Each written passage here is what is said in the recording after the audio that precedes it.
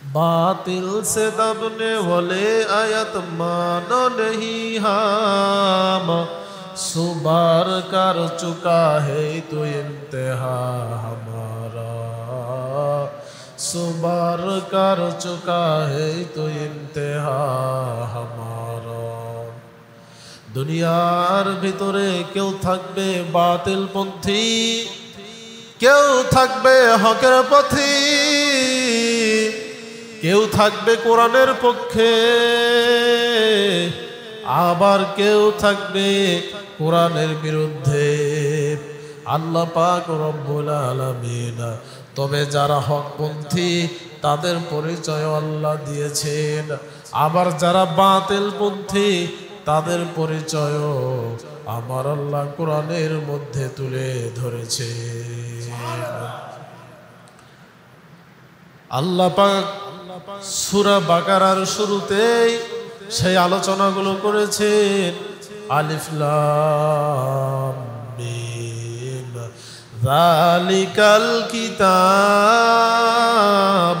লা রাইবা ফিহি আল্লাহ পাক বলেন এটা এমন এক কিতাব এটা হলো ওই কিতাব যালিকাল কিতাব কেন আল্লাহ ব্যবহার করলেন হাজাল কিতাব মানে নিকটবর্তী জিনিসের ক্ষেত্রে বলা হয় আর যালিকা মানে দূরের জিনিসের সম্পর্কে বলা হয় কোরআন তো হলো আল্লাহর নিকটের জিনিস তারপরও আল্লাহ দূরের কথা যালিকা শব্দ কেন ব্যবহার করলেন এই যালিকা শব্দ ব্যবহার করিয়া আমরা কাছের মানুষের ক্ষেত্রে যদি বলি এই কাজটা সে করেছে এ করেছে একটু সম্মান দেওয়া হয় না কম দেওয়া হয় আর দূরের ক্ষেত্রে এই কাজটা উনি করেছে তিনি করেছে একটু সম্মান দেওয়া বোঝায় এই জন্য আল্লাহ যালিকা দূরের শব্দ বলিয়া আল্লাহ পাক রব্বুল আলামিন কোরআনকে সম্মান প্রদর্শন করেছেন এটা এমন এক কিতাব যেই কিতাবের মধ্যে কোনো সন্দেহ নাই এই কিতাব আল্লাহ তাআলার পক্ষ থেকেই নাজিল হয়েছে কোনো সন্দেহ নাই হুদাল লিল মুত্তাকিন এটা জোরে বলেন আল্লাহু আকবার কোরআনের আয়াত শুনলে আল্লাহু আকবারটা একটু জোরে বলতে হবে যালিকাল কিতাবু লা রাইবা ফিহি হুদাল লিল মুত্তাকিন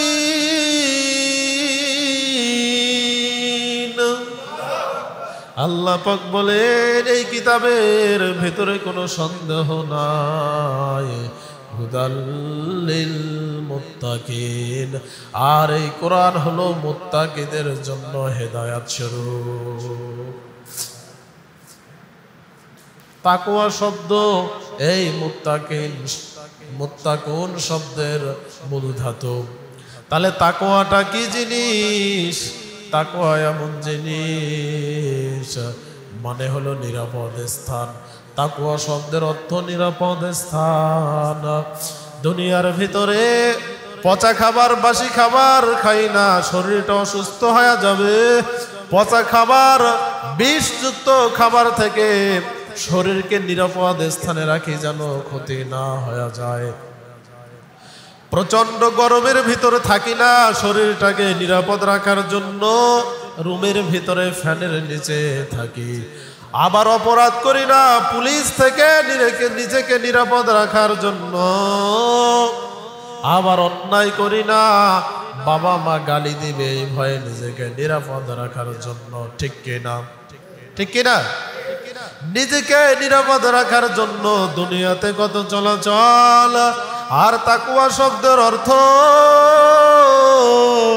বান্দা তুমি গুনাহ থেকে সব সময় নিজেকে নিরাপদ স্থানে রাখো এটার নামই হলো তাকওয়া সুবহানাল্লাহ এখন মুত্তাকি কারা? আল্লাহ পাক রব্বুল আলামিন তাদের জন্য ব্যাখ্যা কোরআনের ভিতরে দিয়েছেন। মুত্তাকি কারা, তাদের পরিচয় আল্লাহ সূরার ভিতরে বলেন, আল্লাযীনা ইউমিনুনা বিল গায়ব।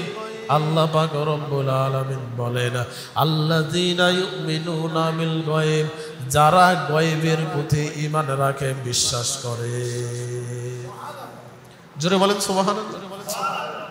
কথা কি বোঝা যায়? তাহলে এক নম্বর মুত্তাকিদের পরিচয় আল্লাহ পাক এই সূরার মধ্যে বলেন, আল্লাযীনা ইউমিনুনা বিল গায়ব, যারা গায়বের প্রতি বিশ্বাস রাখে। গায়ব আবার কি জিনিস? আল্লাহকে কখনো দেখেছেন? দেখেছেন? আল্লাহকে কখনো দেখি নাই। জান্নাতের বর্ণনা শুনেছি, কত সুন্দর সেই জান্নাত। জান্নাতের বর্ণনা শুনেছি, কিন্তু জান্নাত কখনো দেখি নাই, বিশ্বাস করি। ঠিক কিনা? ঠিক কিনা? জাহান্নামের আযাবের ভয়ঙ্কর বর্ণনা শুনেছি, কিন্তু ওই জাহান্নাম কখনো দেখি নাই, কিন্তু বিশ্বাস করি। ঠিক না?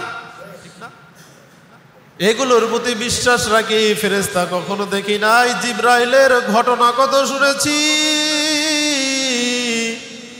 জিবরাইলকে কখনো চোখে দেখি নাই,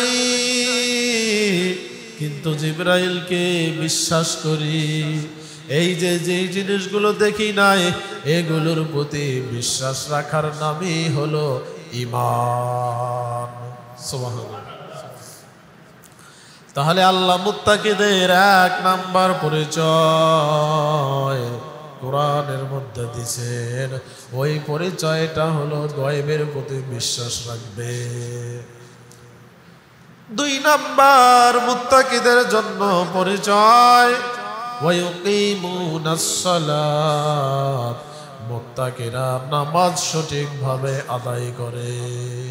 সুবহানাল্লাহ। তাহলে এক নাম্বার মুত্তাকিদের পরিচয়, তারা গায়বে বিশ্বাস করে। আর দুই নাম্বার মুত্তাকিদের পরিচয়, তারা নামাজ সঠিকভাবে আদায় করে। যারা নামাজ আদায় করে না, এরা কখনো তাকওয়াবান মুত্তাকি হতে পারে না। ঠিক কি না? বান্দা, যদি তুমি জান্নাতে যেতে চাও আর যদি গুনাহ থেকে বাঁচতে চাও, নামাজ ছাড়া বান্দা তোমার কোনো গতি নাই। এই জন্য রাসূল বলেন, এই একটা মানুষের বাড়ির সামনে যদি একটা পুকুর থাকে, যদি একটা নদী থাকে, ওই নদীতে যদি ওই ব্যক্তি 5 বেলা গোসল করে, ওই ব্যক্তির শরীরের মধ্যে কোনো ময়লা থাকতে পারে না। আবার যে উম্মতের ভিতরে, যে উম্মত দৈনিক 5 বেলা ওযু করিয়া 5 বেলা নামাজ আদায় করে, ওই উম্মতের গায়ে কোনো গুনাহ থাকতে পারে না। সুবহানাল্লাহ বলে। দৈনিক 5 বেলা গোসল করলে ওই লোকের শরীরে যেমন ময়লা থাকে না, যেই ব্যক্তি 5 বেলা ওযু বানাইয়া 5 ওয়াক্ত নামাজ সঠিকভাবে আদায় করবে, ওই ব্যক্তির আমলনামায় ওই ব্যক্তির মতো কোনো গুনাহ থাকতে পারে না। মাকুন সুস্তি নামাজে পাঞ্জেগানা, ফাওয়াইলুল লিল মুসাল্লিন আল্লাযীনা মুমিনারা ইনা মাজেম দাদেদা ইস্তাইনু আয়াতে কুরআবাখা আয়াতে কদ আফলাহা রায়াদকুল গাউরকুম দরমানি আজদিল সাদিকুন। তাহলে যে ব্যক্তি তার পুকুরে 5 বেলা গোসল করবে, ওই ব্যক্তির শরীরে যেমন কোনো ময়লা থাকবে না, যে ব্যক্তি 5 ওয়াক্ত নামাজ পড়বে, ওই ব্যক্তির আমলনামাতেও কোনো গুনাহ থাকবে না। সুবহানাল্লাহ। তাহলে মুত্তাকিদের 2 নাম্বার পরিচয় হলো তারা সঠিকভাবে নামাজ আদায় করবে। ওয়া মিম্মা রাযাকনাহুম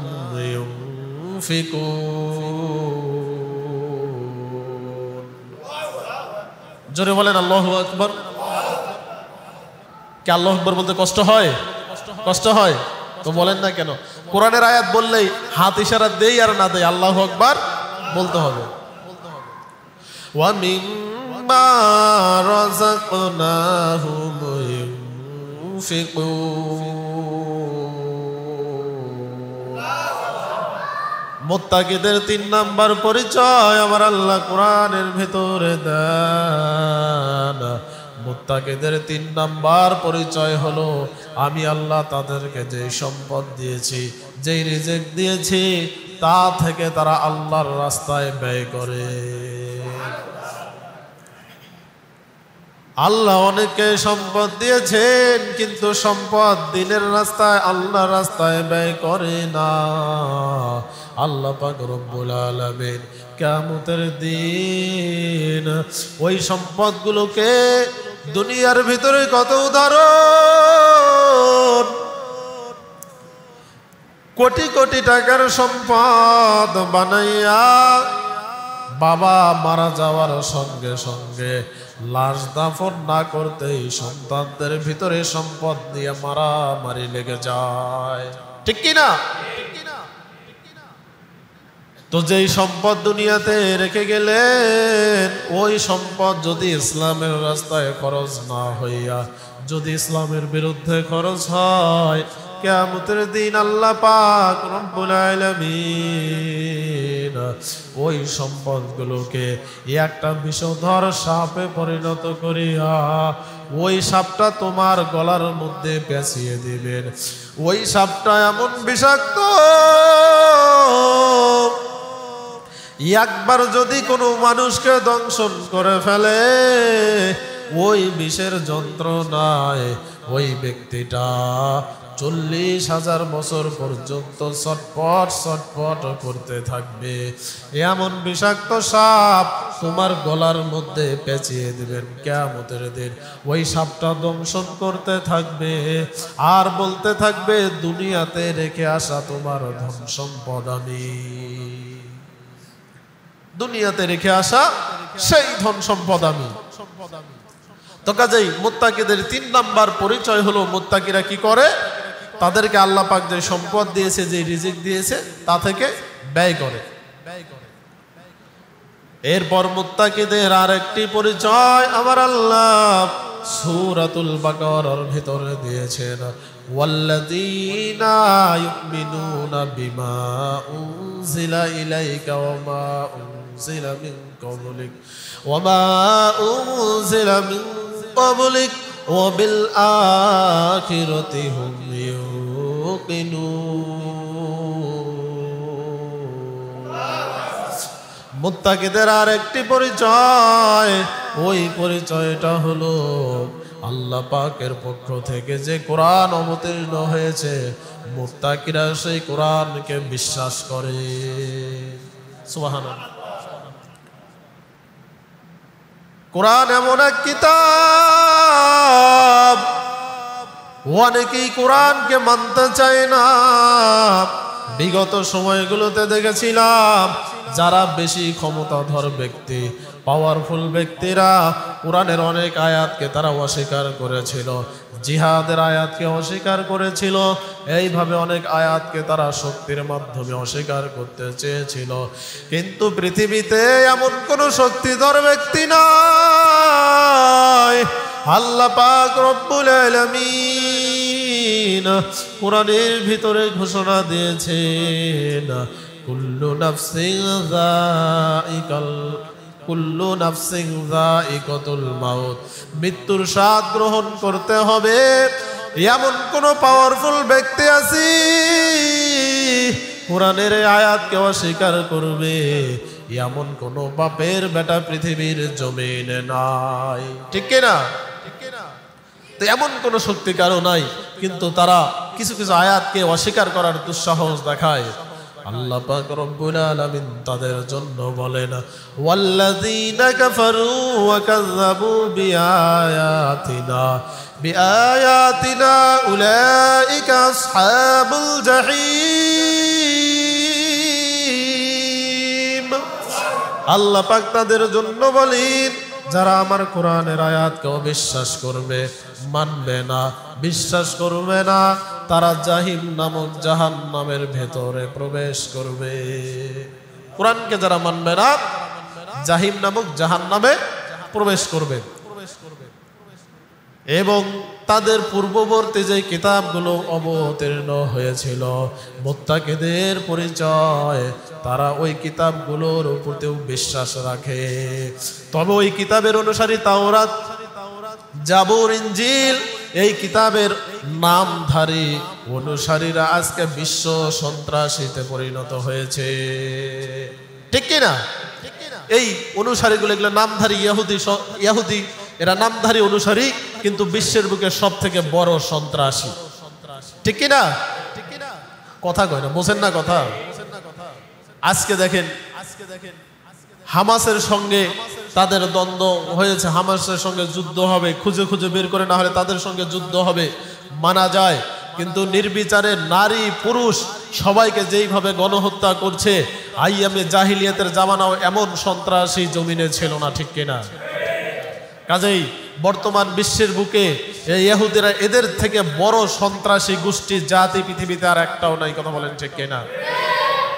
তো কাজেই সেই কিতাবগুলোর প্রতি আমাদের বিশ্বাস রাখবো। কিতাবের নামধারী অনুসারী যারা, এগুলো মুসলমানদের শত্রু, ইসলামের শত্রু, কোরআনের শত্রু, ঠিক কিনা? আলোচনা লম্বা করব না। আল্লাহ পাক রব্বুল আলামিন এই মুত্তাকিদের পরিচয় দিলেন। পরিচয় দেওয়ার পর বললেন, উলাইকা আলা হুদাম মির রাব্বিহিম ওয়া উলাইকা হুমুল মুফলিহুন। প্রথমেই বলেছিলাম, আল্লাহ বলছেন, যালিকাল কিতাবু লা রাইবা ফীহি হুদাল লিল মুত্তাকিন, এই কিতাব মুত্তাকিদের জন্য হেদায়েত স্বরূপ। আবার এই ক্রাইটেরিয়াগুলো আল্লাহ পাক বলার পর বললেন, উলাইকা আলা হুদাম মির রাব্বিহিম, এই পরিচয়গুলো যাদের ভিতরে আছে তারা এই হেদায়েতের রাস্তায় রয়েছে। ওয়া উলাইকা হুমুল মুফলিহুন, এরাই দুনিয়াতে আসল সফল ব্যক্তি। আবার দুনিয়াতে কিছু বান্দা থাকবে, ইন্নাল্লাযীনা কাফারু সাওয়াউন আলাইহিম আনযারতাহুম আম লাম তুনযিরহুম লা ইউমিনুন। আল্লাহ পাক বলেন, ও নবী আমার, দুনিয়াতে আবার এমন কিছু বান্দা থাকবে, যেই বান্দাগুলোকে আপনি যত ঈমানের কথা বলেন, যতই নামাজের কথা বলেন, যতই এদেরকে জাহান্নামের কথা বলেন, এই বান্দাগুলো এই জিনিসগুলোর প্রতি কখনোই ঈমান আনবে না। খতামাল্লাহু আলা কুলুবিহিম ওয়া আলা সামঈহিম ওয়া আলা আবসারিহিম গিশাওয়াতু ওয়া লাহুম আযাবুন আযীম। আল্লাহ পাক তাদের সম্পর্কে বলেন, এই অন্তরগুলো উপরে পর্দা পড়ে গেছে, দুনিয়াতে এই বান্দাগুলো আমি আল্লাহর কথা শোনে না, চোখ থাকতেও আল্লাহর পথ দেখে না, অন্তর থাকতেও আল্লাহর পথকে অনুধাবন করে না। ওয়াল্লাযীনা জাহাদু ফীনা লানাহদিয়ান্নাহুম সুবুলানা ওয়া ইন্নাল্লাহা লামাআল মুহসিনিন। আল্লাহ পাক বলেন, দুনিয়ার ভিতরে কিছু বান্দা থাকবে, এই বান্দাগুলো যেদিকেই যায়, কাজ করতে গেলেও আল্লাহকে খোঁজে, এই বান্দাগুলো ব্যবসার ক্ষেত্রেও আল্লাহকে খোঁজে, সংসার করতেও আল্লাহকে খোঁজে, এই বান্দাগুলো মাঠে ময়দানে গিয়েও আল্লাহকে খোঁজে। আল্লাহ পাক বলেন, যারা আমাকে খুঁজতে থাকে, আমার পথকে যারা তালাশ করে, আমি আল্লাহ পাক রব্বুল আলামিন ওয়াল্লাযীনা জাহাদু ফীনা লানাহদিয়ান্নাহুম সুবুলানা ওয়া ইন্নাল্লাহা লামাআল মুহসিনিন। ওই সকল বান্দা বান্দীদেরকে আমি আল্লাহ নিজেই আমার পথ আমি দেখায়া দে। আবার দুনিয়াতে কিছু বান্দা আছে খতামাল্লাহু আলা কুলুবিহিম ওয়া আলা সামউহিম ওয়া আলা আবসারিহিম গিশাওয়াতু ওয়া লাহুম আযাবুন আযীম। আল্লাহ পাক বলেন দুনিয়ার ভিতরে কিছু বান্দা এমন আছে, ওই বান্দাগুলো ভাইয়ের মহাব্বতে ভাইকে বারবার ভাই বলিয়া ডাকে। ওই বান্দাগুলো বন্ধুর মহাব্বতে বারবার বন্ধুকে বন্ধু বলিয়া ডাকি। মায়ের মায়ায় পড়িয়া মাকে বারবার মা বলিয়া ডাকি।